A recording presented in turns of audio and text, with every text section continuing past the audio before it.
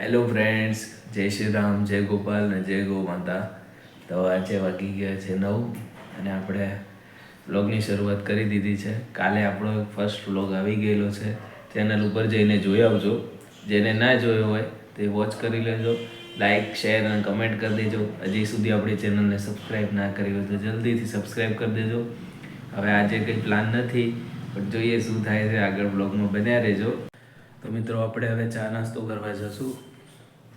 બહારે જઈને જોઈએ છે કે શું મળે છે, તો ત્યાં ચા નાસ્તો કરી લેવાનો છે.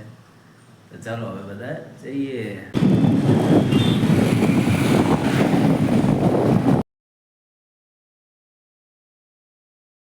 તો હેલો ફ્રેન્ડ્સ, આપણે નાસ્તો કરી લીધો છે. હવે ઘરની તરફ જઈએ છીએ.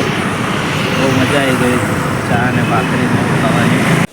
તો મિત્રો, આપણે કાલે પાણીને બધું પીવડાવ્યું હતું ઝાડને. તો જોઈએ આજે શું એમની હાલત છે.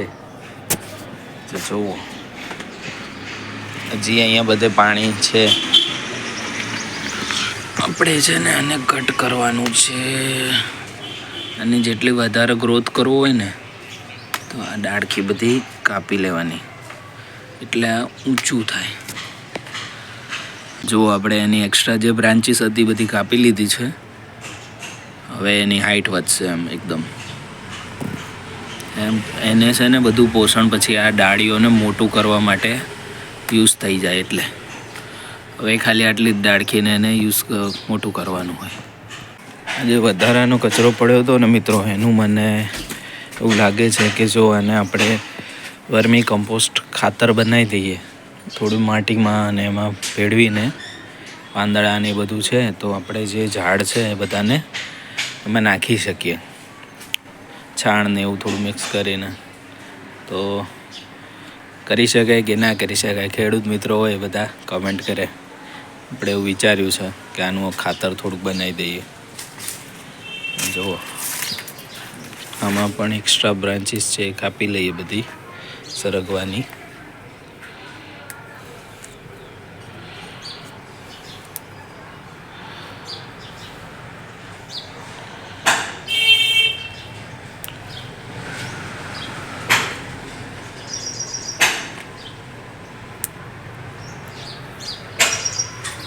આટલી રાખી છે આપણે.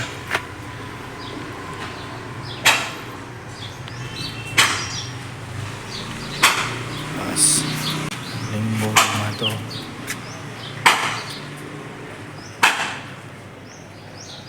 લીલીછમ થઈ ગઈ છે લીંબોડી. ગલકા હવે ધીમે ધીમે મોટા થઈ રહ્યા છે. થોડા દિવસમાં મોટા થઈ જશે એટલે આપણે યુઝ કરી શકશું. હેલો મિત્રો, તો બપોરનો સમય થઈ ગયો છે અને આપણે બપોરે જમવા બેસી ગયા છે. જોઈએ આજે જમવામાં શું છે. તો આજે જમવાનું મેનુ છે મગની દાળ પાલકવાળી. આપણે છે ને પાલકની અંદર દાળ બનાવે છે આપણા ઘરે. પછી ભાત છે, દહીં છે, ગોળ છે, સેજ અમથું અથાણું છે. તો આવી જાઓ આપણે જમવા માટે બધા. હેલો ફ્રેન્ડ્સ, તો સાંજ થઈ ગઈ છે. આજે મારે તમને એક વાત કહેવી હતી કે what you think you will become. તમે જે વિચારશો ને એ તમે બની જશો. જો તમે એવું વિચારશો જીવનમાં કે ભાઈ મારાથી કંઈ નહીં થાય, અથવા તમે રિગ્રેટ જ કર્યા કરશો કે કાશ આમ હોત તો આમ કર્યું હોત, આવું થયું હોત તો આમ કરી શક્યો હોત, આ ડિસિઝન લીધું હોત તો હું આમ કરી શક્યો હોત.